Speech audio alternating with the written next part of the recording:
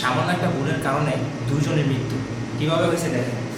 এই যে গ্যাসের লাইনটা আছে না, এখন কিন্তু এটা খোলা আছে। তো রিয়াদে এক বাঙালি এবং এক ইয়ামিনী, ওনারা এই লাইনটা এই সিলিন্ডারে রাখছে। আর এই যে এগুলো যদি লিক থাকে, এটা হচ্ছে অটো, এটা সুইচ একবার বন্ধ করলে বন্ধ হয়ে যায়। কিন্তু এই যে এই লাইনগুলো আছে, এগুলো অনেক সময় এই চাবিগুলো নষ্ট থাকে। আর এই নষ্ট থাকার কারণে সমস্ত গ্যাস এই জায়গাটা বের হয়েছে। রুমে যে জানালা থাকে, জানালা ছিল বন্ধ, বন্ধ থাকার কারণে রুমের ভিতরে তিনজন লোক ছিল, দুজন মারা গেছে আর একজন অসুস্থ হয়ে গেছে। তো আপনারা একটু সতর্কতা অবলম্বন করবেন। সবসময় দুইটা সতর্ক অবলম্বন করা উচিত। এক, এটা খুলে রাখবেন, সিলিন্ডার থেকে এটা খুলে রাখবেন এবং এটা আপনি বন্ধ রাখবেন, ঠিক আছে।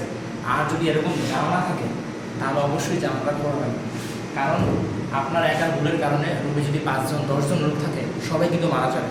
আর এই গ্যাসের যে বিষয়টা, ব্লাস্ট হলে তো আরও বেশি ভয়াবহ, আশেপাশের বাড়ির সহ সমস্যা। তো সবাই একটু সাবধানে থাকবেন, নিজের দিকে খেয়াল রাখবেন এবং পরিবারের কথা চিন্তা করবেন। কোনো সময় বেখেয়ালিভাবে চলাফেরা করবেন না। যাই হোক, ভিডিওটা এই পর্যন্তই।